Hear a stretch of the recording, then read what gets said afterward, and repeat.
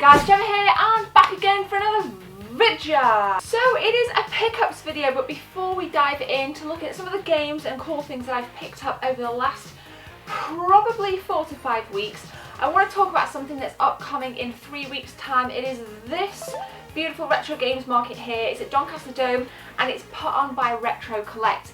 I'm really excited to say that I'll be going. I went last year, I missed the one the year before. I know there's one on the 18th in Leeds and a lot of people have been asking me if I'm going. I'm not going to the one on the 18th, but I'm definitely going to be going to this, so you guys can expect an awesome, absolutely lethal pickups video to follow this. And obviously the tour, I'm going to be taking my DSLR and getting some really awesome footage, and I'm really looking forward to it. So if you're going, let me know.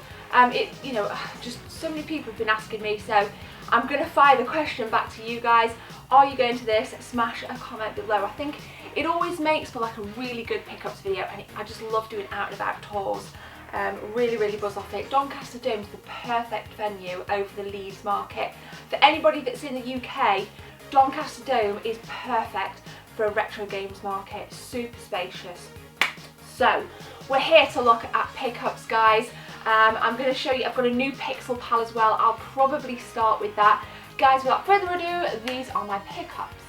Pixel Pals, for those of you that don't know, they are little pixel characters that glow. They are battery operated, and I scored Luigi to accompany my Bolt Boy, to accompany my Super Mario, and to accompany Mega Man. I had to do a check then, you'll see close-ups on B-roll. Now I think we've been a little bit shafted with Luigi, as it is clearly Mario but green, so to make it that Luigi green, he doesn't look any different, and I was a little bit disappointed.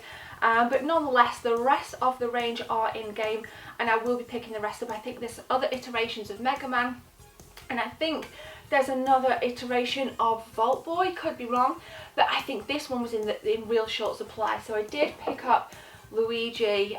Looks really nice at night. Doesn't look great on camera to show them lit up. That's why I'm just showing B-roll without them being lit. Because it's just way too bright, it blows out the pixels completely. But I did get Luigi, super happy about that. Quite surprised to see it in game as well. So that's my first pickup.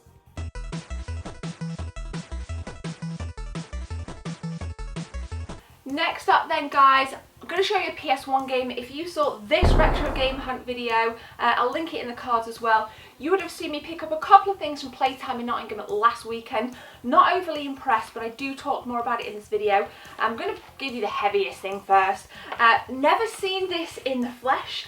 The GameCube version of Twilight Princess, the strategy guide. Super stoked to have this. It completes just having the game really nicely. Pretty hefty. You guys will see a little bit more on B-roll. Decent condition. It cost 12 quid, so top end really for in terms of a game guide. But I think when you see things you don't often see in the wild, it is worth picking them up. And Twilight Princess, I just could not walk out without this. I will say one thing about Playtime. They do have decent strategy guides. They're few and far between, I think. I don't think we see enough strat guides at gaming markets as well. I do love a good game guide, so super stoked to get that.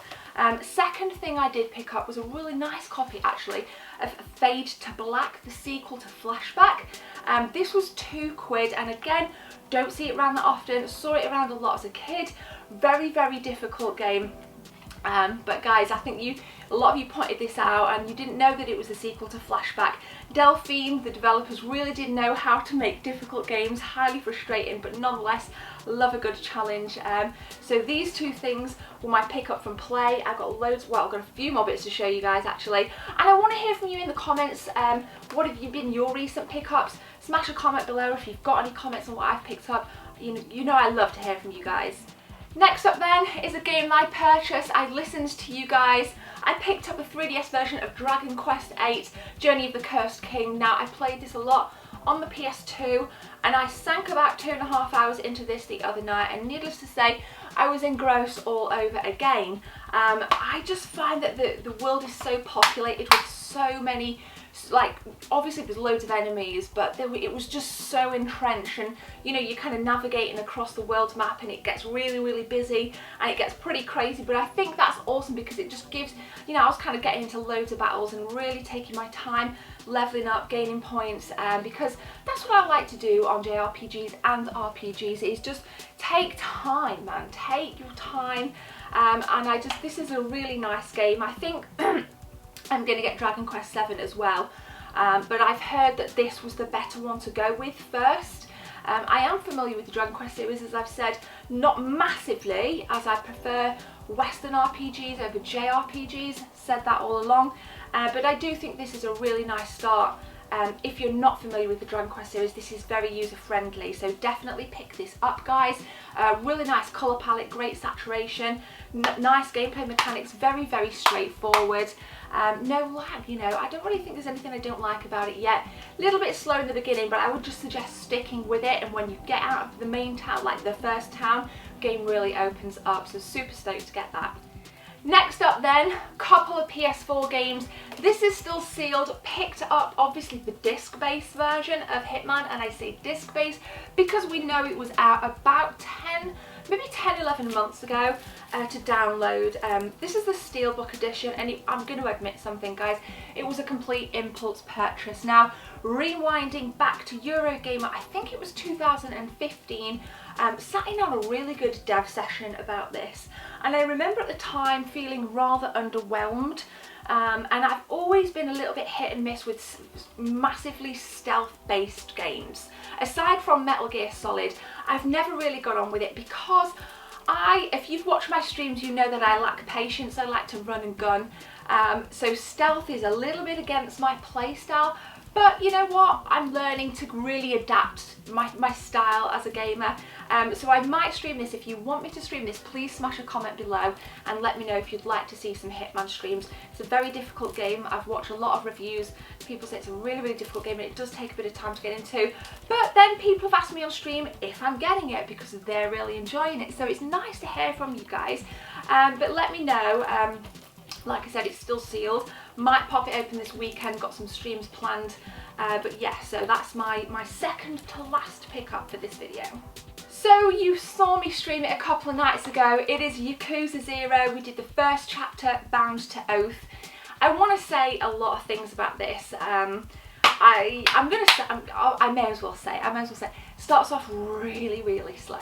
Literally for the first 20 minutes of the stream, I barely had any gameplay. My cats are entering because it was a lot of cutscene. It's very top heavy with story. And after about an hour and a half, I was starting to think I'd made a mistake in purchasing this. But then it really opened up and the combat got heavy and it was just frantic, and I got to my first boss. It was the end of the first chapter, don't want to spoil it. It's all on stream on the archive anyway, the playlist is in the description. But it was absolutely mint, and I thought, yeah, I think I could probably go again and stream this again. Obviously banging it out with chapter 2 this weekend, so please tune into a stream, come and hang out, chill out in chat. It's good to kind of, you know, chill out and talk to you guys. But I did have a lot of fun with this eventually. It's a colourful world. It looks to be an open world, but it isn't. You're very restricted in where you can go, and that pisses me off a little bit as a gamer because I just want to explore. I think we've been very spoilt with open world games of late, especially over the last maybe 3-4 years. And this just feels a little bit insular on too many levels, but I'm going to give it a go. I'm going to keep going with it. Chapter 2 stream coming up. But yeah, it was very difficult to get a hold of as well. Had to buy it online, so there we go. So that concludes pickups videos, guys. Like I said, super looking forward to the Doncaster Dome video game market that I mentioned in the beginning of this video. Again, smash your comments below. Come and say hi on Twitter, Instagram, social media links are on the description. Might put them on screen somewhere now if I remember in my edits. But if you're kind enough, guys, help me out. Smash that subscribe button. It really helps my channel grow. I'll be back with a video tomorrow. My name's Gemma. Take care. See you soon.